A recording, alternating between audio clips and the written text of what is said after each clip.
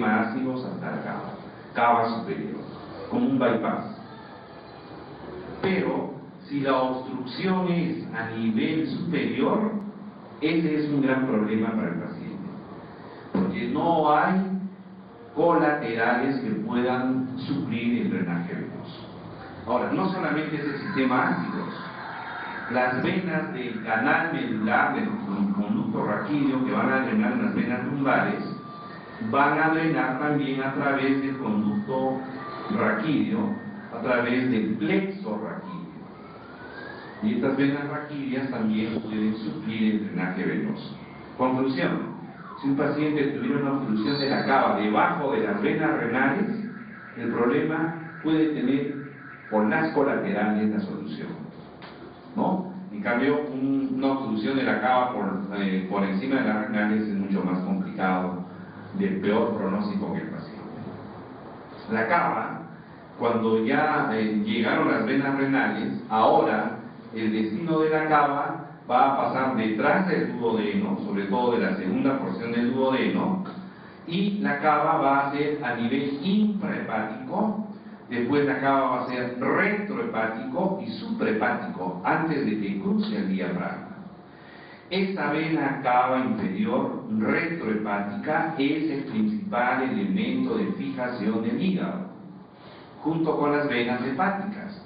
Van a constituir el primer elemento de fijación, más importante que los ligamentos coronarios que se encuentran aquí. El ligamento coronario, uno puede cortar el ligamento coronario para mover el hígado, pero la cava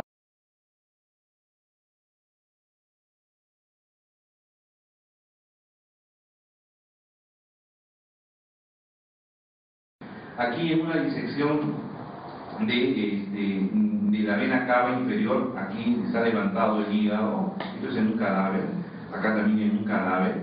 Miren cómo se está separando el tejido que une la cara posterior del hígado con la cara anterior de la cara. Eso se llama el ligamento cavo hepático. Ese ligamento cavo hepático es uno de los elementos de fijación también del hígado. Como acá se empieza a hacer la disección aprovechando para poder, eso ya es en un estadio, en otro cadáver ya de más horas de fallecido, porque ya la coloración es mucho más luminosa. ¿Qué otra estructura está en la zona media del retroperitoneo? Es la cisterna del quilo o la cisterna del pequeño. Está a la altura de L2.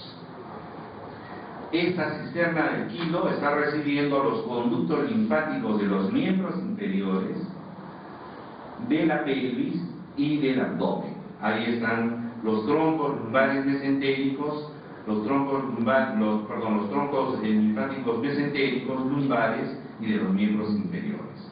La forma como terminen es muy variable, es decir, la cisterna del quilo no tiene una forma muy definida.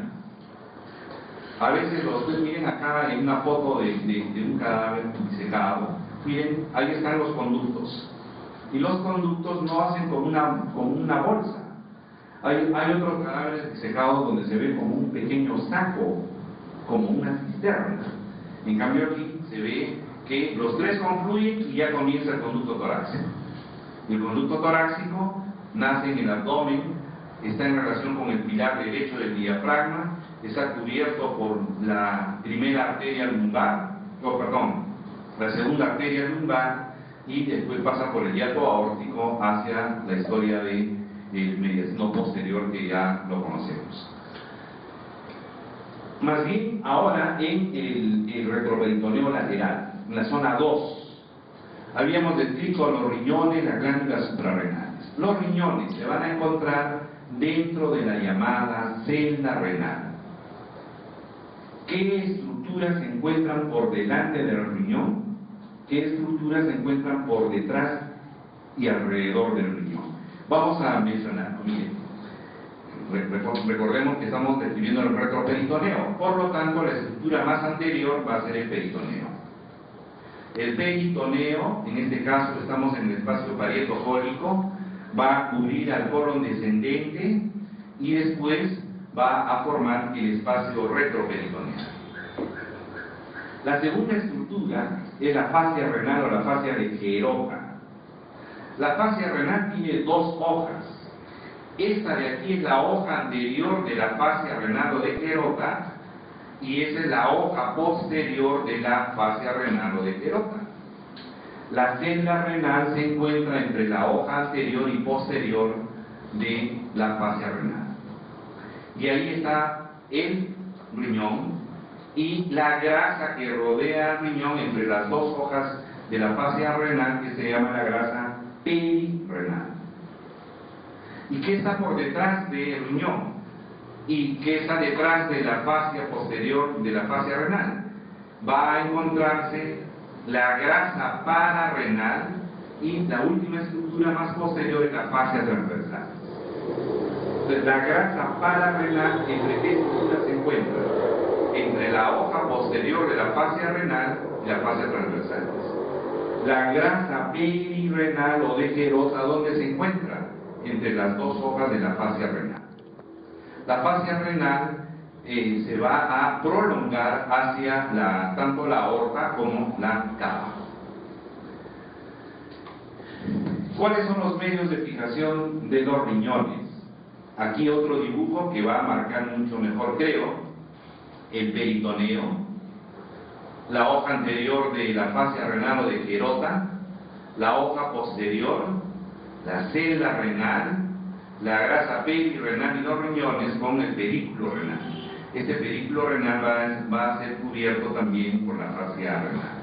Aquí lo de verde, la fascia transversalis, cubriendo a los músculos de la pared posterior y la pared lateral, y la grasa que se encuentra por detrás o entre la fascia renal posterior, hoja posterior y la fascia transversal, y será pues la grasa pararrenal.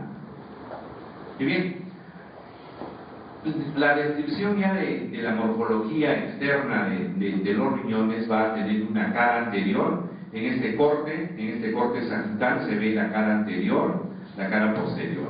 O sea que esta sería la hoja anterior de la fascia renal, la hoja posterior de la fascia renal. Va a tener un polo superior, un polo inferior, un borde lateral que es convexo y un borde medial que es más bien cóncavo. El borde lateral es completamente convexo, el borde anterior es cóncavo, y en ese borde anterior se va a encontrar el ilio renal. El ilio renal que va a permitir el ingreso del pedículo renal. Y después del ilio renal, el seno renal. Y entonces tendrá una cara anterior, como antes hemos visto, relacionado al peritoneo y a la hoja anterior de la fascia renal, y tendrá una cara posterior que va a tener primero la grasa pararrenal, la hoja posterior y después la musculatura.